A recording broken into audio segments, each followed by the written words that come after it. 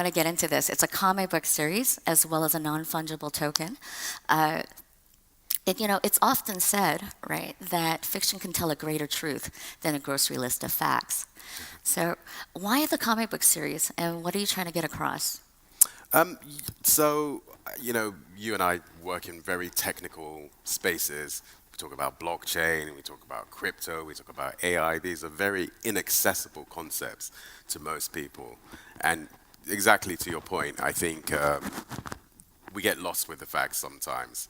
And people can't make emotional connections with them. Storytelling is how you really cut through. So for me, the comic series was a great way to tell a story about data sovereignty, data ownership, what that could mean, what the dangers of the internet are in many ways, and a way to start to educate particularly younger people like Gen Zs about how to protect themselves online and why they need to protect themselves online, and to give them or to teach them the kind of tool sets that they can use, and why they should use them and how they use them in a way that's really accessible and kind of compelling and fun, rather than like a manual on how to load your private key into a wallet and the usual stuff that we have. Okay. We hear a lot about data sovereignty. What does that mean? What does that mean for institutions, and what does that mean for the common person? I think it's really fundamentally world changing. I mean, I, you have to put it all in perspective. The world is moving from an industrial paradigm to a digital paradigm. So that's the kind of backdrop. And I think that that's, really significant. I think the digital era is, it's the fourth big era of mankind. We had the cognitive revolution, the agricultural revolution, the industrial revolution, and now we've got the digital revolution. And I personally believe the digital revolution is probably as significant as the cognitive revolution, where we became conscious beings. So and bearing in mind that data is the currency of the digital era, so when you then talk about sovereignty over that data, it's as fundamental as sovereignty over money. Imagine a world that operated with money, but we didn't have any ownership or control of our money, that, we worked for companies, they paid us, but we didn't actually control the money at all, and we couldn't determine how it was used or anything like that. That would be a pretty crazy world to live in, right? And that's effectively what I think data sovereignty is about. It's preparing us to have control of our data as we move into this more digital world. I see. And so what do we do with this data, right? Because as you know, we need like 100,000 sets to it, paying pennies to the tidbits of activities. Doesn't really seem to quite make sense to a lot of people. Can you explain to us how Metaiye Knights as a non-fungible, first of all, I guess explaining what a non-fungible digital asset is? Sure. So I think one of the first things is this idea, what blockchain has really introduced is this idea of scarcity, digital scarcity. And it means that you can create digital things that can't be replicated, that cannot be forged effectively. You think about music, for example, and Napster, and that was the real birth of peer-to-peer, right? And the problem was that you could create a music file, and once that file was created, you essentially could duplicate it easily online, and from duplicating it, it was just forged. But with blockchain, you can create digital assets that cannot be forged, that can't be replicated. So this now means, and one of the techniques for doing that is creating non-fungible tokens. So you tokenize these assets, and then they become unique assets that have a crypto code, and they can't be replicated. So this then means that you have a collectible object, and it's being used for things like art. For example, where you can tokenize art and therefore use that to be able to trade and own it. So the idea of creating a comic series as where the issues are published as non-fungible tokens is really exciting, because it means that we can create collectible digital artifacts that can grow value over time. Okay, so I used to collect comic books, right? and I had like Conan the Barbarian, all 4 series, and the Super Four. How does this sort of so how does that work in terms of trading, collecting, and how does it retain its value and go up in value or go down in value according to demand? I mean, it will be driven by market forces, but the main thing is that you have the ability to own these things and store them in a wallet. So, like any kind of crypto asset, whether it's Bitcoin, Ether, like digital money, like dollars or euros, effectively, the difference being that it's decentralized. So you have this wallet that is on your phone or on your computer, and you can store these issues into the comic. So one of the things that we're actually doing with Metaiye Knights is that we're distributing a wallet with the comic. So the comic is actually distributed through a wallet, and the wallet distributes the comic. So effectively, you get a wallet, and then you'll be able to download your episodes into the wallet.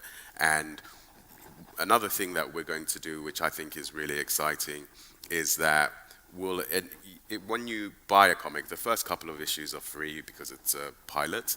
But when we start selling them, when you buy a comic, you'll be able to lend it to like 3 people from your wallet. So you download it to your wallet, and you can send it to a friend if you want a friend to read it as well. And then, or you could sell it on in the future, peer to peer. What are the 3 best sort of takeaway lessons on the dangers of the internet and the importance of owning your own data as a human right that I can glean from reading those comic book series? So I think first thing is identity management, identity ownership. So that's one of the first tools that we're going to be distributing with the series, a self-sovereign identity process. The second is data management. And data management, I think you were asking earlier about, well, what's the point of that? And there's a lot of stuff that's being on the horizon there, like universal income, for example, whereby we can act, around the world, people will be able to make a living from creating data, curating their data, managing their data. So managing data, I think, is the second. And then the more mature part will then be learning how to enrich data or extract value from data. So in managing it, it's really about safety and how do you prevent yourself from being phished or from cybercrime or even from cyberbullying and things like that online. And then the next stage will then be about how do you use your data to effectively improve your life and to create more value. And one thing I'll say as well, this is one of the things we're doing with the comic series. We're partnering with the Digital Intelligence Institute, DQI. So this concept of, IQ, EQ, which is becoming increasingly important and people are becoming aware of now. And then DQ is the next one. So it's this level of digital intelligence where we're able to manage our profiles online, able to manage our exposure. This is the foundation of education for the next era. So we're using the comic series with the DQ Institute to promote digital education and digital literacy. No, that's great because everyone talks about, data strategy and data hygiene, and they have no idea like how much data that they have, where it is, if it's properly indexed. This goes from the individual to large corporations. Yep. And there's a sea of useful data that is just kind of like laying waste and insecure. Well, absolutely. And, one thing we didn't actually talk about is the actual arc of the narrative of the comic. Oh, No, absolutely. But you just really reminded me of it because one thing, the principle is that we all have a digital twin. And so the arc of the story is that there's a physical world and there's a digital world. And the digital world has been overtaken by a clan of cyber vampires called Fangs. And there's no accident about that term, right? And they suck people's data and they enslave them in the physical world. And then the Meta Knights are basically trying to liberate people from that. And there's this race to create a supercomputer, a super AI that can basically take over the world. But that's not happening. I know, right? I know. Yeah, exactly. But the arc of the concept is that you have this digital twin that is in the digital world. And that's really the key insight that we really want people to take away from the comic series, that you do actually have a digital twin, and it's like, you know, like Bob, effectively, but it's in cyberspace, and you can nurture it, and you can feed it, and you can grow your data estate, and it becomes more valuable and more useful to you the more attention you give it, and the more effort you put into curating that. Amazing, amazing. So if it's one thing that people that are going to, go home or go to their laptops or go to their cell phones, as people or as organization, what is the one thing that you want them to do to secure their data or to be aware of their digital imprint? Well, with Metaiye Knights, we're actually launching a crowdfunding campaign to build this as a way that we can educate people on, young people particularly, around this. We think this is the really beginning. It's a big journey about how you take ownership and control of your data estate. It's an education process. We're inviting people to come into our ecosystem, own a piece of the ecosystem.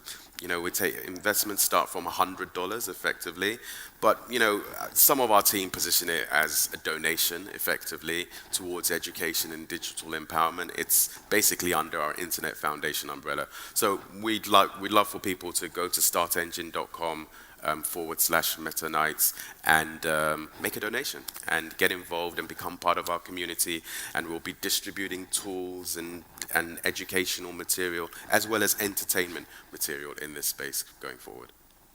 Excellent, great.